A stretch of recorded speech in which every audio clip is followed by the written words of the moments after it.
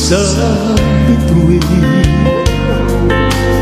Tanging pangarap sa Diyos ay hindi magkapiling sa bawat sandali.